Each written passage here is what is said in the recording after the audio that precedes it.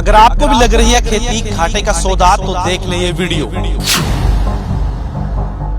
सबसे पहले तो हमारी जमीनों की जो जैविक कार्बन है या उर्वरा शक्ति है वो काफी घट गई है। खेतों में की है गेहूं की बुआई तो मत कर बैठना ये गलतियां। इसके अलावा कीड़े और बीमारियों का प्रकोप लगातार बढ़ता रहा है। जो फसल पे खर्चा है वो लगातार बढ़ता रहा है।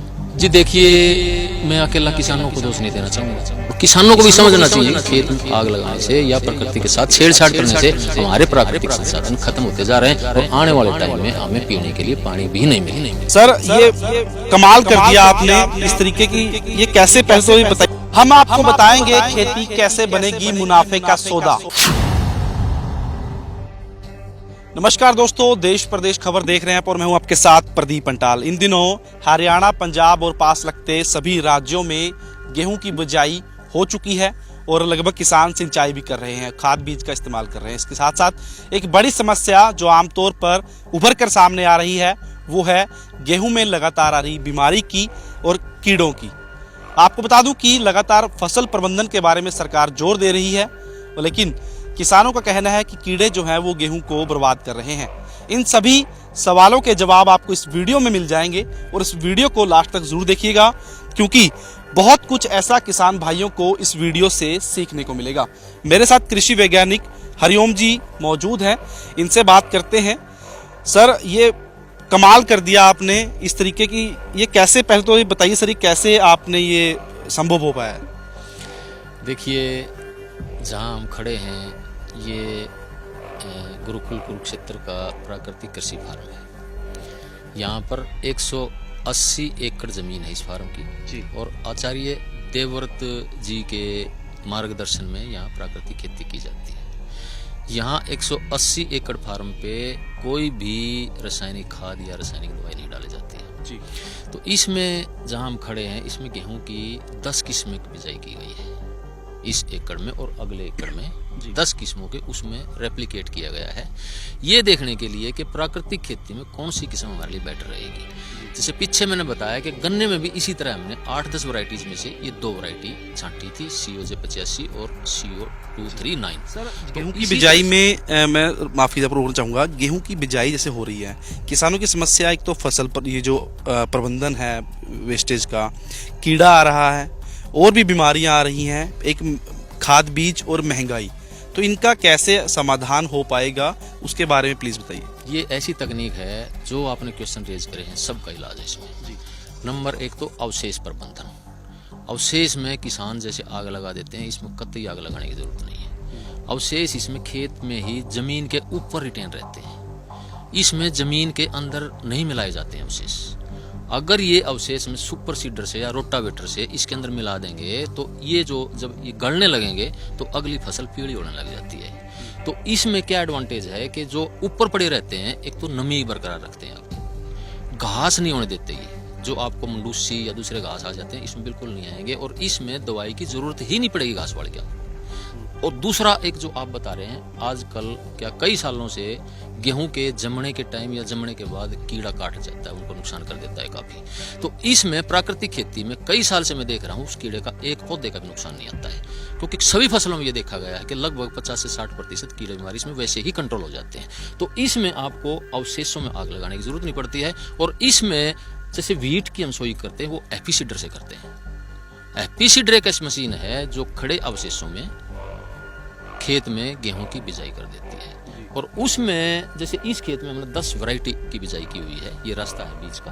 तो इसमें जैसे अब किसी भी घास की समस्या नहीं आएगी, और इसके साथ साथ इसमें पानी है जो सिंचाई उनकी कम जरूरत पड़ेगी। और फरवरी मार्च में जैसे तापमान बढ़ जाता है, उसमें जैसे पिछले साल गेहूं की पैदावार गिर गई थी, तो इसमें उसका तापमान का या वायुमंडल परिवर्तन का या ग्लोबल वार्मिंग का कम से कम असर होगा, क्योंकि इस खेत की ताकत बढ़ जाती है।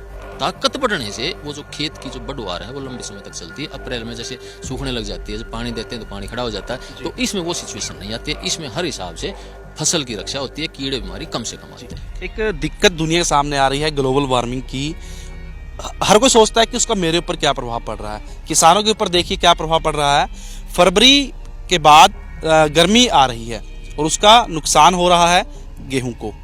उसी के कारण पिछले साल जो गेहूं की फसल खराब हुई है, बहुत बड़ा उसका कारण है। लेकिन इससे ग्लोबल वार्मिंग से बच सकते हैं। सर ये बताइए कि अब आगे किस तरीके से इसका बचाव होगा, और किसानों का वही सवाल, क्या इसमें आगे बीमारी, घास, दिक्कत तो नहीं आगे चल कर आएगी इसमें? देखो, घास तो इसमें जमेगा ही नहीं, क्योंकि ऊपर घास जमने के लिए जगह ही नहीं बची। नीचे जमीन पे लाइट जाएगी नहीं, घास जमेगा नहीं। ठीक है। तो दूसरा आपने एक बहुत अच्छा प्रश्न किया ग्लोबल वार्मिंग का। प्राकृतिक खेती में ग्लोबल वार्मिंग के हिसाब से एक बहुत बड़ा एडवांटेज है। क्यों है कि जो ये अवशेष है, देखो ये जो अवशेष हैं, इनमें ये अनाज की फसलों के अवशेष हैं। इनमें सेलुलोज, हेमी सेलुलोज होता है, कार्बोहाइड्रेट होते हैं, कार्बन, हाइड्रोजन, ऑक्सीजन से बनते हैं वो। ये तीनों ही जीवाणुओं का और केंचुओं का भोजन है जी। इसके अलावा जो हम हरी खाद करते हैं राइस वगैरह से पहले, ढैंचे की, मूंग उड़द की, उसमें नाइट्रोजन भी होता है इन तीनों के अलावा। तो ये 4 तत्व ऐसे हैं जो जीवाणु और केंचुओं का भोजन होते हैं। ये चारों तत्व जब हवा में जाएंगे ग्लोबल वार्मिंग होगी, क्योंकि CO2, methane CH4, nitrous oxide N2O, ये 3 गैसें हैं जो ग्लोबल वार्मिंग करती हैं। इनमें 4 तत्व हैं, कार्बन, हाइड्रोजन, ऑक्सीजन और नाइट्रोजन।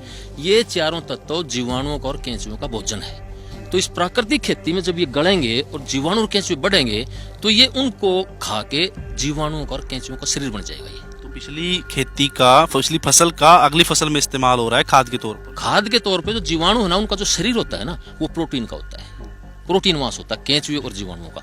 और प्रोटीन मांस एक तरह से सीधा भोजन है, पका हुआ भोजन है पौधे के लिए। तो इससे जैसे जीवाणुओं का शरीर बना, इनको खा के उससे पोषक तत्व बने, उससे पौधे का शरीर बना है, पौधे का अवशेष वापिस इसमें आ गए, उससे भूमि में वो कन्वर्ट हो गई है चीज। यानी कि जो कार्बन और नाइट्रोजन थी वो वहीं सीक्वेंस हो गई है। जो 4 तत्व ग्लोबल वार्मिंग कर रहे थे आपके, वो वहीं पर सीक्वेंस में आ गए हैं। कार्बन सीक्वेस्ट्रेशन बोलते हैं इसको। तो वो वातावरण में नहीं जाते हैं, नंबर 1 बात। नंबर 2 बात, जब किसी भी खेती में जब कार्बन डाइऑक्साइड से भोजन बनता है, तो उससे भी ग्लोबल वार्मिंग, उस गैस को भी जो ग्लोबल वार्मिंग कर रही है, तो पौधों में उससे ही भोजन बनता है, उससे भी ग्लोबल वार्मिंग कम करने में मदद मिलती है। नंबर 3 बात, ग्लोबल वार्मिंग के प्रभाव कैसे बचता है कि इससे भूमि की ताकत में बढ़वार हो जाएगी, ह्यूमस डेवलपमेंट हो जाएगी, ऑर्गेनिक मैटर बढ़ जाएगा। ये आप देख सकते हैं, यहाँ पर कहीं भी देखिए कोई कीड़ा नहीं है, अब भी नमी है, कोई घास नहीं है, और नमी आप देख सकते हैं, गीला पूरी तरीके से खेत है। सिंचाई की भी, पानी की हम लगातार बहुत ज्यादा वेस्टेज कर रहे हैं। जबकि इसको 25-30 दिन हो गए हैं बिजाई को, पानी लगना चाहिए हिसाब से, लेकिन इसमें नमी की जो कमी ही नहीं है। तो सिंचाई भी नहीं हुई इसमें अभी कोई भी सिंचाई नहीं हुई है। तो इसमें सिंचाई करेंगे, उसके बाद तो नहीं गलने के बाद कहीं ये कीड़ा जाए इसमें? नहीं, ये प्रूवन टेक्नोलॉजी है, ये साइंस में आ चुकी है जी। ये प्रूवन टेक्नोलॉजी है, लेकिन इसके लिए 1-2 कंडीशन है जो हमें करनी चाहिए। एक तो इसमें जो धान की फसल लेते हैं, उसकी जो नमी होती है उसी पे बिजाई होती है। तो वो धान की ऐसी किस्म की हमें बिजाई करनी चाहिए जो 15 अक्टूबर के बाद कटे, क्योंकि उसके बाद ही 20 अक्टूबर के बाद ही गेहूं की बिजाई शुरू होती है। तो ये जब धान की फसल कटेगी, तो SMS अगर होगा तो वो इनको अवशेषों को काट के फेंक देगा, खेत में फैला देगा।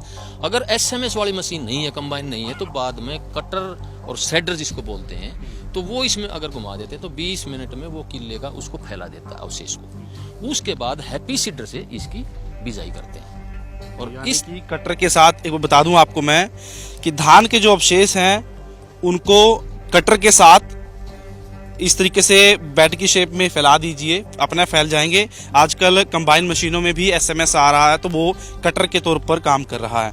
इसके बाद हैप्पी सीडर से, ड्रिल मशीन से अपनी गेहूं की बिजाई आप कर सकते हैं। और नमी अभी भी, ये कितने दिनों की गेहूं है सर? ये 25 दिन की हो गई है जी। तो आप देख सकते हैं। और एक समस्या सर जो हरियाणा पंजाब में आजकल आ रही है, उसका भी कारण क्या आप यही मानते हैं कि तकनीकें लगातार बदल रहे हैं और प्राकृतिक खेती इस्तेमाल नहीं कर रहे हैं? जी हाँ, इसमें बहुत सरल है प्राकृतिक खेती। इसमें हमने कैसे यूज किया प्राकृतिक खेती का, जो धान में अंतिम पानी देते हैं उसमें हम जीवामृत छोड़ देते हैं 500 से 600 लीटर प्रति एकड़, क्योंकि गेहूं में पानी बहुत कम आते हैं। वो जीवामृत बहुत लेट जाता है, घन जीवामृत बहुत लेट जाता है। इसी तरह 5 से 7 क्विंटल या 5 से 10 क्विंटल घन जीवामृत इसकी बिजाई से पहले ही डाल देते हैं। अब हर पानी के साथ इसमें 1 से 2 ड्रम यानी कि 400 से 500 लीटर जीवामृत देंगे और 2 से 3 बार इसमें घन जीवामृत 1 से 2 क्विंटल हर बार डालेंगे। तो इस तरह से प्राकृतिक खेती के अंतर्गत इसमें एक बहुत अच्छी फसल होगी। अब भी देख रहे हैं आप, इसका रंग देखोगे उनका, इतने दिन हो गए हैं, एक डार्क बहुत अच्छा रंग है और कहीं भी कीड़े का कोई भी एक भी पौधे का आपको नुकसान दिखाई दे तो बताना। कुल कितनी सिंचाई करेंगे इसमें आप? सिंचाई इसमें बहुत ही कम होगी। इसमें अगर बीच में बारिश आ जाती है तो सिंचाई की जरूरत ही नहीं पड़ेगी, नहीं तो 1 या 2 सिंचाई में पार हो जाएगा। और समस्या क्या आती है कि फरवरी मार्च में जब गर्मी बढ़ती है तो किसानों को पानी देना पड़ता है खेत में, और जमीन ऐसी खराब हो गई है धान गेहूं की, वो पानी पीती नहीं है, पानी खड़ा हो जाता है ऊपर, तो वो नीचे से गलन होके और फसल गिर जाती है या जल्दी पकाई हो जाती है उसकी ग्लोबल वार्मिंग की वजह से। तो इसमें वो सिचुएशन नहीं आएगी, पानी की जरूरत ही नहीं पड़ेगी उस टाइम इसमें, तो इसमें वो हालात ही नहीं होंगे। तो एक बारी जानना चाहूंगा कि सही समय क्या है फसल की बिजाई का, कटाई का, और कैसे इसका प्रबंधन पूरा करना चाहिए? जैसे मैंने बताया कि इसको आपको पहली फसल के साथ जोड़ना पड़ेगा बिजाई को। धान की फसल की कटाई ऐसे वक्त हो जब गेहूं की बिजाई शुरू हो जाती है, और गेहूं की बिजाई शुरू होती है 20 अक्टूबर के बाद जी। तो आप धान की रोपाई ऐसे वक्त करें क्योंकि हमें पता होता है कि कौन सी किस्म कितने दिन लेती है। ऐसे वक्त करें कि 15 अक्टूबर के बाद हमारी धान की फसल कटे, ये अवशेष उसमें तुरंत फैल जाएं और तुरंत बिजाई हो जाए, क्योंकि अगर एक बार कंबाइन से कट गई है और गेहूं की फसल आपकी अगेती कटी है तो उसकी नमी चली जाएगी खेत की, और उसमें पानी देना पड़ा तो अवशेष में वो सूखेगा नहीं, खेत बिजाई के लिए तैयार नहीं होगा खेत। तो इसलिए जो नमी धान की थी उसी के ऊपर बिजाई करनी पड़ेगी, और धान की किस्म ऐसे वक्त बोनी पड़ेगी कि वो 15 अक्टूबर के बाद कटे आपकी, फिर ये इसकी बिजाई होगी एपी सीटर से। तो एक इतना बढ़िया है ये, प्राकृतिक खेती में तो है ही, इसमें अवशेष के लिए दवाई की डालने की भी जरूरत नहीं, घास के लिए दवाई की चाल डालने की भी जरूरत नहीं पड़ेगी जी। तो लास्ट में वीडियो देख रहे किसानों को आप क्या संदेश देना चाहेंगे गेहूं की फसल से रिलेटेड? गेहूं की फसल देखिए एक ऐसी फसल है, इसमें इसको ठंड की जरूरत होती है ज़्यादा, और लेकिन जो हमारी खेतों की भूमि की जो ताकत कम होती जा रही है, इससे पैदावार भी गिरती जा रही है, ऑर्गेनिक कार्बन घटता जा रहा है। और अब जैसे नई नई कीड़े और बीमारियाँ, 80 के दशक में हमने गेहूं में कोई बीमारी या कीड़े नहीं देखे थे, लेकिन आज कई कीड़े और बीमारियाँ आती हैं। तो इसलिए अब हमें ऐसा एक पद्धति अपनानी पड़ेगी जिसमें रासायनिक खाद और रासायनिक दवाइयों से दूर हटना पड़ेगा और प्राकृतिक खेती की तरफ आना पड़ेगा। इससे ही देश बच सकता है, बाकी कोई दूसरा विकल्प मुझे नजर नहीं आता है जी। तो ये थे डॉक्टर हरिओम, जिन्होंने साफ तौर पर विस्तार से आपको बताया। उम्मीद है कि किसान भाइयों के सभी जो सवालों के जवाब उन्हें मिल गए होंगे, लेकिन फिर भी अगर किसी किसान का कोई सवाल है तो आप कमेंट बॉक्स में अपने सवाल को छोड़ सकते हैं।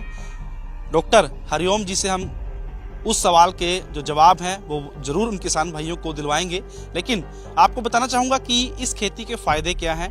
सबसे पहले आपका खर्चा बहुत ही कम है और झंझटों में आपको पड़ना नहीं पड़ेगा, बीमारियों से, दवाइयों से आपको छुटकारा मिलेगा, और साथ में सबसे अच्छा तरीका ये गेहूं की बिजाई का है। सबसे बहुत कम दिन लगेंगे, खर्चा कम और आय ज़्यादा। तो इसीलिए किसान भाइयों को प्राकृतिक खेती की ओर फिर से मुड़ना होगा, और ताकि हमारे खेत बच सके, वातावरण बच सके, और हमारा पानी, मिट्टी जो है वो सब कुछ बच सके, और हमारे देश के जो किसान हैं वो खुशहाल हो सके।